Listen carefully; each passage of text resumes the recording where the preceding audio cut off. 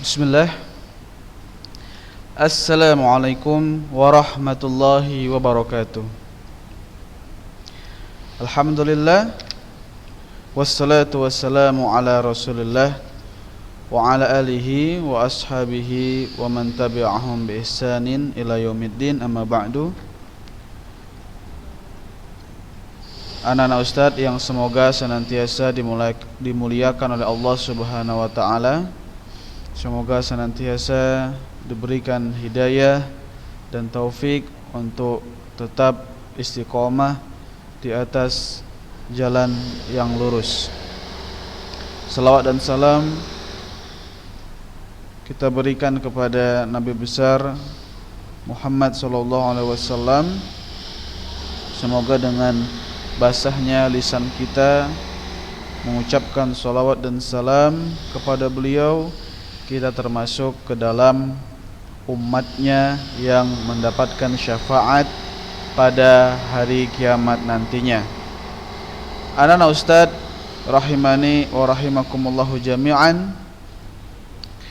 Pada awal pertemuan ini kita akan membacakan sebuah hadis yang diriwayatkan oleh Imam Ad-Darimi, hadis nomor 1, dan hadis ini isnadnya sahih. Nah, isnadnya sahih. Di pertemuan yang lalu ada keterangan hadis sahih. Dalam hadis yang saat ini isnadnya sahih. Apa perbedaan kedua hal ini? Maka insyaallah akan dijelaskan pada waktu yang tepat. Hadis yang pertama dalam Sunan Ad-Darimi rahimahullahu taala.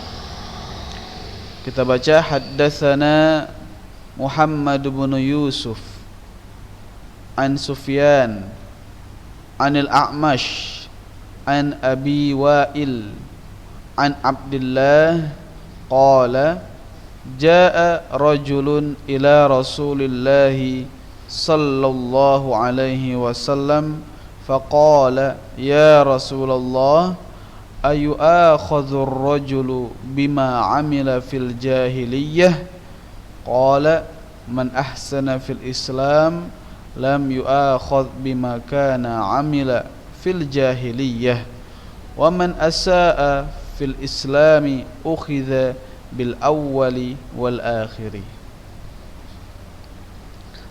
Coba antum juga ikut membaca ya hadis ini ya. Sekali lagi kita baca sama-sama ya. Antum juga di rumah ikut membaca. Haddatsana Muhammad bin Yusuf an Sufyan anil A'mash an Abi Wa'il an Abdullah qala jaa rajulun ila Rasulillah sallallahu alaihi wasallam faqala ya Rasulullah ayu akhadhu ar-rajulu bima amila fil jahiliyah qala man ahsana fil Islam lam yu'akhadh bima kana amila fil jahiliyah wa man asaa fil Islam ukhidha bil awwali wal akhiri. Rawahu Ad-Darimi bi isnadin sahih. Jadi Imam Ad-Darimi berkata, telah menceritakan kepada kami Muhammad bin Yusuf dari Sufyan dari Al-A'mash, Al-A'mash dari Abu Wa'il dari Abdullah. Abdullah berkata, datang kepada Rasulullah sallallahu alaihi wasallam seorang laki-laki lalu berkata, wahai Rasulullah, apakah seseorang akan dihukum atas perbuatan jelek yang dilakukannya pada masa jahiliyah? Rasul pun menjawab, barang siapa yang berkelakuan baik pada masa Islamnya, ia tidak dihukum atas perbuatan jeleknya di masa jahiliyah. Tetapi barang siapa yang berkelakuan tidak baik atau jahat pada masa Islamnya, dia dihukum atas dosanya baik yang lalu ataupun yang selanjutnya. Hadis ini juga memberikan faedah kepada kita bahwa seseorang yang mungkin dulunya dalam keadaan kafir dan banyak berbuat jahat, lalu dia masuk Islam, maka perbuatan di masa kafirnya itu tidak dihukum kalau setelah dia masuk Islam dia berbuat yang terbaik, berbuat baik. Namun bila pada masa kafirnya ia banyak melakukan kejahatan, keburukan, maka kelakuan tersebut tetap dihukum kalau di masa Islamnya dia tetap berbuat demikian. Semoga Allah Subhanahu wa taala membimbing kita untuk bisa memperbaiki diri hari demi hari, dan memang tidak mudah untuk istiqomah, tidak mudah untuk tetap berada di atas jalan yang lurus. Banyak sekali godaan-godaan di kiri kanan kita. Namun ketahuilah, apapun ceritanya kita harus berusaha untuk istiqomah. Pelajaran kita hari ini menyambung pelajaran yang telah lalu, yaitu pembahasan tentang as-sahih li dzatihi, sahih secara zatnya atau sahih secara mutlak. Jadi pada pertemuan yang lalu telah Ustaz jelaskan bahwasanya makna hadis sahih adalah mattasala sanaduhu bi naqlil adlid dhabiti an mislihi ila muntahahu min ghairi syudzuzin wala illatin, yaitu hadis yang bersambung sanadnya melalui penukilan seseorang yang adil dan dhabit dari semisalnya, yaitu dari rawi yang adil juga, yang dhabit juga, sampai akhir sanad.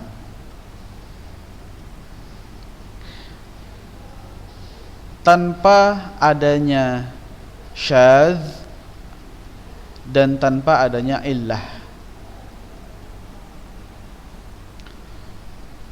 Pengertian ini wajib dihafal oleh anak-anak ustadz. Ya, wajib dihafal. Pengertian ini wajib dihafal. Dan cara menghafalnya sudah pernah ustadz jelaskan ya. Gunakan saja metode maju mundur. InsyaAllah antum akan hafal dengan cepat. Sekali lagi Ustaz baca hadis sahih, yaitu mattasala sanaduhu bi naqlil adil dhabiti an mislihi ila muntahahu min ghairi syudzuzin wala illatin. Nah, sekarang kita syarah, kita jelaskan apa yang dimaksud dengan pengertian ini. Syurutuhu, syarat-syarat hadis sahih. Yang pertama, ittisalus sanad. Ittisalus sanad, bersambungnya sanad.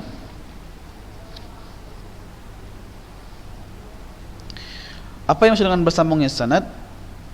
An yakuna kullu rawin min ruwatihi qad akhadhahu mubasharatan amman fawqahu min awwalis sanadi ila muntahahu.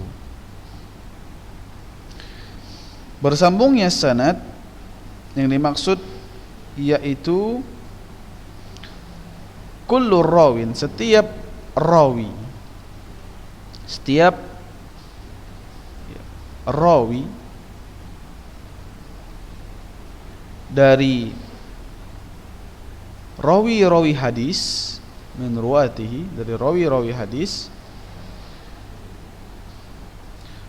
sungguh akhadhahu, telah mengambil hadis itu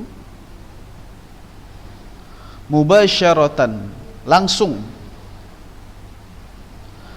amman fauqahu, dari orang yang di atasnya. Maksud dari kata amman fauqahu adalah an syaikhihi. Catat, maksud kata amman fauqahu yakni an syaikhihi, dari syekhnya. Jadi murid langsung mengambil kepada gurunya. Min awwalis sanadi ila muntahahu, dari awal sanad sampai akhir sanad. Kita coba buka hadis yang tadi. Ini dikatakan awal sanad.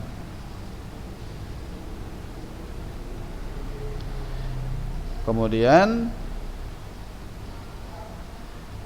ini akhir sanad. Karena setelah sahabat langsung Rasulullah, maka akhir sanad itu sahabat dalam hadis ini, ya. Ini awal sanad, ini akhir sanad. Nah, di sini dibilang kullu rawin min ruwati qad akhadhahu mubasyaratan, langsung mengambilnya. Berarti pertama Imam Ad-Darimi ini telah mengambil dari Muhammad bin Yusuf. Imam Ad-Darimi ini murid dari Muhammad bin Yusuf. Muhammad bin Yusuf murid dari Sufyan. Sufyan murid dari Al-A'mash. Al-A'mash murid dari Abi Wa'il. Abi Wa'il murid dari Abdullah. Baru Abdullah menceritakan ya apa yang dia lihat, yaitu adanya seorang laki-laki yang datang menjumpai Rasul, lalu bertanya, wahai Rasulullah, apakah seseorang akan dihukum terhadap apa yang dilakukannya di masa jahiliyah? Nah, jadi ini dia. Berarti apa? Seorang muhaddis dia memastikan bahwasanya benar Imam Ad-Darimi berguru dengan Muhammad bin Yusuf. Muhaddis memastikan Muhammad bin Yusuf memang benar-benar bertemu murid dari Sufyan. Memastikan Sufyan memang murid dari Al-A'mash. Memastikan bahwa Al-A'mash ini murid dari Abi Wa'il. Memastikan Abi Wa'il memang murid dari Abdullah. Luar biasa perjuangan ulama ahli hadis. Baru yang kedua. Jadi ini yang pertama, setiap rawi dari rawi-rawi hadis mengambil langsung dari gurunya, dari awal sanad sampai akhir sanad. Yang kedua, adalatur ruwah, yaitu rawinya adil. Apa yang dimaksud dengan rawinya adil? Ittisafu kulli rawin min ruwatihi bil islami wal bulughi wal aqli min ghairi fisqin wala kharimin min khawarimil muru'ati. Jadi adil yang dimaksud dalam konteks ilmu hadis bukanlah tidak zalim. Namun adil yang dimaksud adalah ittisafu kulli rawin. Bahwasanya setiap rawi hadis ini memiliki sifat yang pertama beragama Islam, yang kedua telah balik, ya, yang ketiga telah berakal. Kemudian yang keempat yaitu tidak melakukan kefasikan. Tidak melakukan kefasikan. Baru yang kelima, wala kharimin, yaitu tidak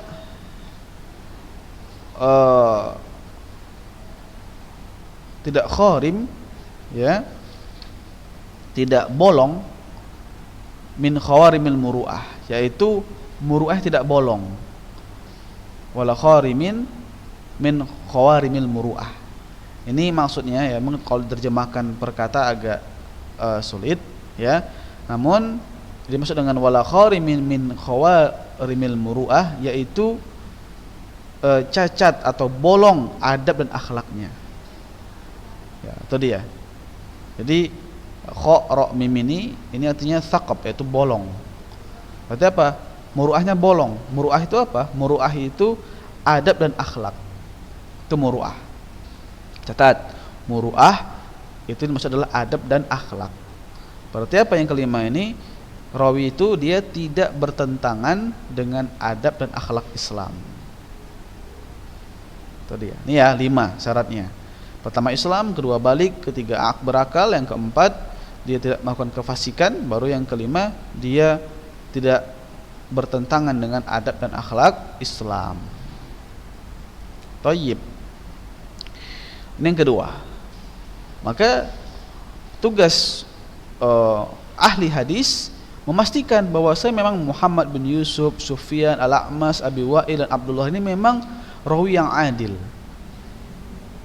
Memastikan mereka ini semuanya Islam, telah balik, telah berakal, tidak melakukan kefasikan-kefasikan, baru terkenal memang menjaga adab dan akhlak Islam. Luar biasa perjuangan ulama hadis. Yang ketiga, dhabtur ruwah. Dhabtur ruwah, dobatnya seorang, dobatnya rawi. Thayyib. Apa yang maksud dengan dobat? Ya. Di sini dikatakan an yakuna kullu rawin min ruwatihi tam, ya, tamma ad-dhabti. Ya, ayakuna kullu rawi min ruwatihi tamma ad-dhabti. Imma dhabtu sadrin wa imma dhabtu kitabin. Yaitu setiap rawi dari rawi-rawi hadis ini dobatnya itu kuat, sempurna. Nah, dobat itu berkaitan dengan ingatan. Berarti apa? Sempurna ingatannya. Imma dhabtus sadar, baik ingatan di dalam dada maupun ingatan di dalam buku. Imma dhabtus sadr wa imma dhabtu kitab. Nah, apa yang maksud dengan dhabtus sadr? Nah, ini catat ya.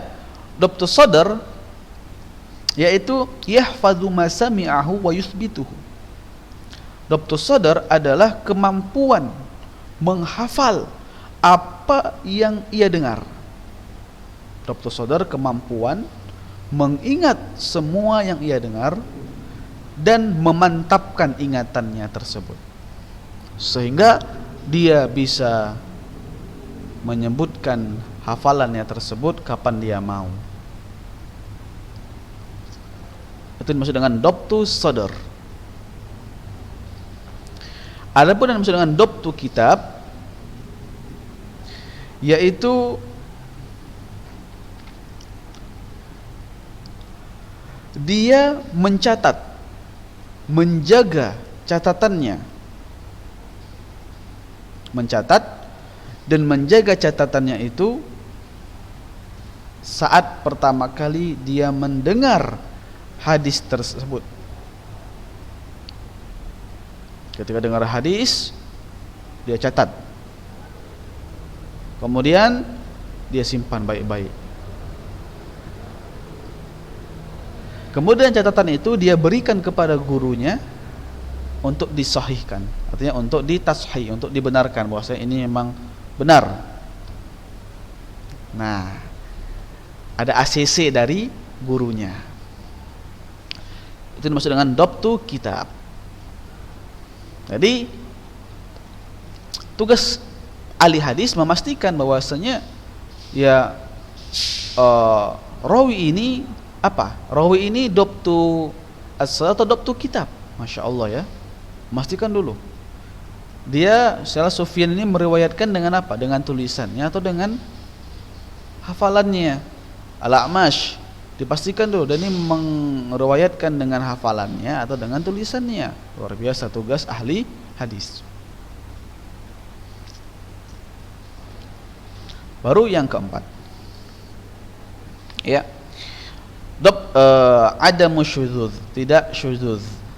Syadz ini itu keganjilan, ya, tidak ada keganjilan, yaitu alla yakunal hadisu syadzan, hadis tidak ada keganjilan. Apa yang maksud dengan keganjilan di sini? Asyudzuz mukhalafatu thiqati liman huwa awsaqu minhu, yaitu seseorang yang terpercaya namun menyelisihi orang yang lebih terpercaya dari dia. Misalnya Ubaidullah berkata hari Senin terjadi kebakaran. Kemudian Humaidi dan kawan-kawannya mengatakan hari Ahad terjadi kebakaran. Ubaidullah ini orang yang terpercaya. Namun Humaidi dan kawan-kawannya ini lebih terpercaya lagi, sehingga hadis atau berita yang dibawa oleh Ubaidullah itu syadz, ganjil. Nah, itu dia yang dimaksud dengan syadz, ganjil. Artinya dia menyelisihi orang yang lebih terpercaya dari dia. Barakallahu fikum.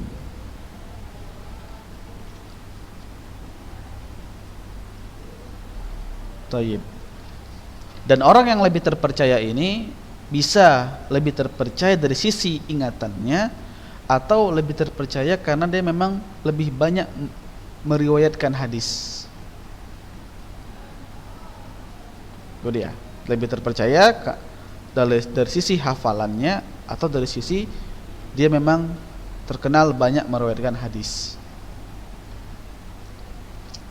Nah, dan berarti tugas ahli hadis memastikan lagi bahwasa memang di antara rawi-rawi ini memang tidak ada syadz, atau dalam matannya memang tidak ada syadz. Setelah dikumpulkan, ya, dikumpulkan riwayat, nah harus dipastikan bahwasanya baik sanad maupun matan tidak ada syadz di sana. Nah, kemudian yang kelima, adamul illah, tidak ada illah, tidak ada cacat, ya, cacat pada hadis. Nah, maksudnya apa? Alla yakunul haditsu ma'lulan, hadisnya tidak ada cacat. Nah, apa cacat di sini yang dimaksud? Al illah sababun khafiyyun ghamidun yaqdahu fi sihhatil haditsi ma'anna adh-dhahira as-salamatu minhu, yaitu sebab yang tersembunyi, yang mana sebab ini bisa merusak kesahihan hadis, padahal secara zahir selamat dari cacat ini. Secara zahir, ya, sanadnya bersambung. Secara zahir rawi-rawinya ini adil. Secara zahir rawi-rawinya ini dhabit. Secara zahir tidak ada syadz. Namun setelah dikumpulkan riwayat, nah ketahuan ternyata ada illah. Jadi illah, ya, illah ini diketahui setelah pengumpulan riwayat. Dan itu lagi tugas ahli hadis. Luar biasa. Ahli hadis memperjuangkan sabda suci Rasulnya agar tidak tersusupi oleh perkataan manusia sedikit pun. Jazahumullahu, semoga Allah membalas mereka para ahli hadis. Contoh hadis sahih ma akhrajahu al-Bukhari fi sahihihi an Jubair bin Mut'im radhiyallahu anhu qala sami'tu Rasulullah sallallahu alaihi wasallam qara'a fil maghribi bit-tur. Contohnya adalah hadis yang dikeluarkan oleh Imam Al-Bukhari dalam sahihnya dari Jubair bin Mut'im radhiyallahu anhu. Dia berkata, saya mendengar utusan Allah yaitu Muhammad sallallahu alaihi wasallam membaca dalam salat maghrib surah At-Tur. Nah, hukum terhadap hadis sahih. Nah, hukumnya wujubul ihtijaji wal amali bih. Wajib berhujjah dan wajib beramal dengannya. Menurut bi ijma'i ahli hadis, menurut kesepakatan ahli hadis. Barakallahu fikum. Nah, kita ambil satu pertanyaan. As'ilah. As-su'al raqam wahid.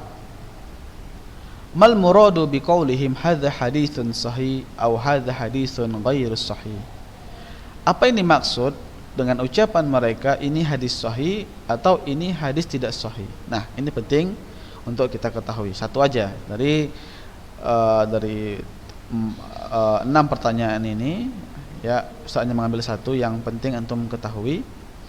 Jadi al-muradu biqaulihim hadza haditsun sahih, ini hadis sahih, maksudnya adalah anna syurutul khamsata intabaqat alaihi, yaitu 5 syarat yang tadi itu terpenuhi.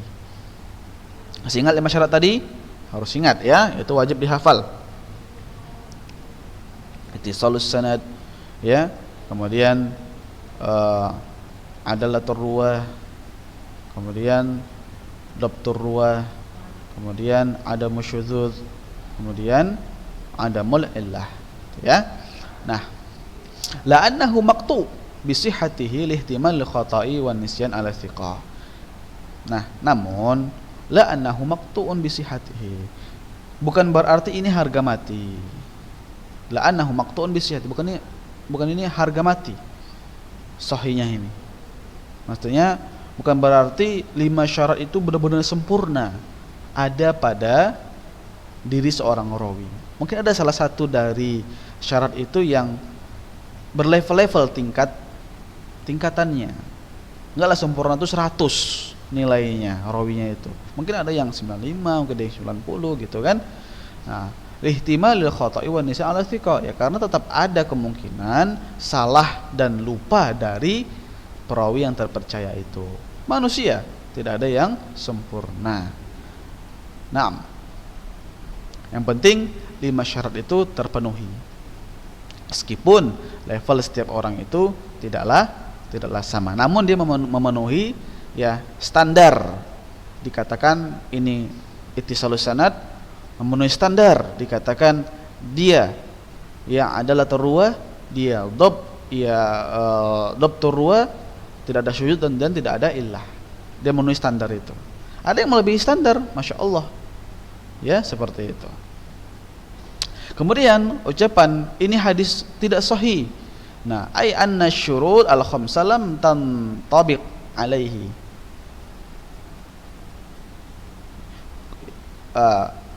Kulluha ya kullaha au ba'daha. Ya, syarat-syarat yang 5 itu tidak terpenuhi, baik semuanya maupun sebahagiannya. Itu dia. La'annahu makdzub, bukan berarti hadis enggak sahih sama dengan hadis dusta, enggak. Ya, bukan itu yang dimaksud. Ya, hanya saja lihtimali isabati man huwa katsirul khata'nya saja, ya, rawinya ada kemungkinan ya terjadi pada orang atau pada rawi itu banyak kesalahan, banyak kekeliruan. Nah, seperti itu. Jadi ketika dikatakan ini hadis tidak sahih, nah, bukan berarti itu hadis yang palsu. Ya. Nah, atau dia. Artinya dibilang hadis tidak sahih, bisa dia ya hasan, bisa dia dhaif. Nah, seperti itu. Ya. Na'am, barakallahu fikum. Nah, Ustaz rahimani wa rahimakumullah jami'an, mungkin ini yang bisa Ustaz bagikan kepada antum semua. Ya. Kesimpulannya, anak Ustaz, tugas ahli hadis ini sangat berat. Oleh karena itu, suatu ketika Al-Imam Ahmad, semoga Allah merahmatinya, pernah ditanya tentang siapakah yang dimaksud dengan At-Taifah Al-Mansurah, golongan yang selamat. Siapakah yang dimaksud dengan golongan yang selamat? Maka Imam Ahmad masuk ke rumahnya. Dia berpikir, dia meneliti apa yang ia dapat. Kemudian setelah sekian lama waktu berjalan, akhirnya beliau keluar dan memanggil, mohon kemari yang tadi bertanya kepada saya. Maka kata Imam Ahmad rahimahullah, wahai engkau, kalau bukan ahli hadis, atau gini, wahai engkau yang tadi bertanya siapakah golongan yang selamat, maka golongan selamat kalau bukan ahli hadis, maka saya tidak tahu siapa lagi mereka. Jadi golongan yang selamat itulah para ahli hadis. Kenapa? Karena mereka adalah orang-orang yang menghabiskan waktu, umur mereka, tenaga untuk menyelamatkan hadis-hadis Rasulullah SAW, yang mana itu merupakan sumber hidayah umat Islam dari segala hal yang merusaknya. Jazallahu ahlal hadis khairan katsiran wa thawaban 'aziman fid dunya wal akhirah. Allahumma amin ya rabbal alamin. Wa sallallahu nabiyana Muhammad wa ala alihi wa ashabihi ajma'in. Wa akhiru da'wana alhamdulillahi rabbil alamin. Wassalamu alaikum warahmatullahi wabarakatuh.